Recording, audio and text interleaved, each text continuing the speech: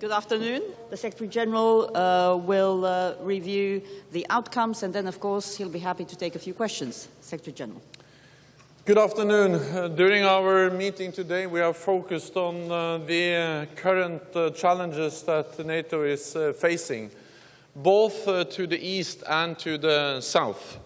And we discuss how we can work together with our partners and organizations such as the European Union to meet these challenges. And we look to the future, to pave the way for our summit in Warsaw next year. This is a crucial time for Euro-Atlantic security. Our security environment has changed, and we have to prepare for that. This is going to be a long-lasting change in our security environment. And we see to the east a more assertive Russia being responsible for aggressive actions in Ukraine. And to the south, we see turmoil and extremism. So when the world has changed, NATO has to adapt to a new security environment to make sure that we are ready to defend and protect all allies against any threats, and that we are able to, also in the future, to keep our democratic, open societies safe.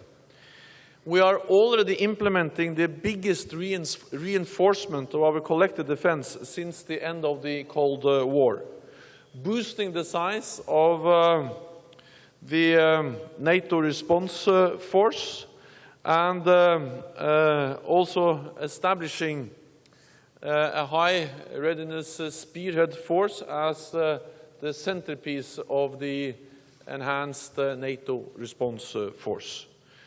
So I welcome the decision by Turkey today to be a lead nation for this spearhead force, along with 6 other allies who will take turns over the years to come.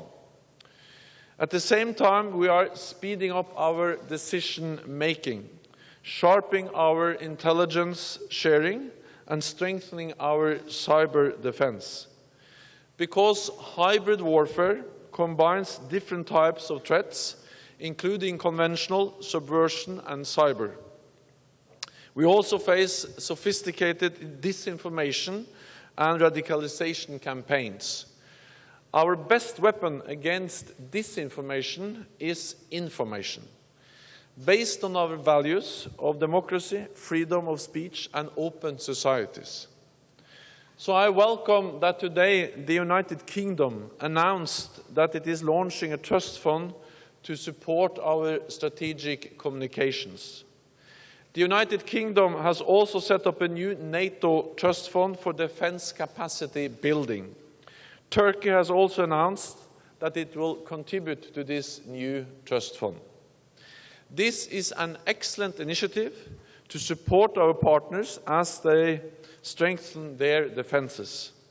Because if our neighbors are more stable, we are more secure. So we must do more for our neighbors and with our neighbors. Today, we also discussed how we can further develop our cooperation with our close partners, Finland and Sweden. We have agreed to look at ways to hold more consultations and to share more information about what is happening in the Baltic Sea region and beyond, so that we all have the fullest possible picture. We will also look at how we can conduct more exercises together with Finland and Sweden.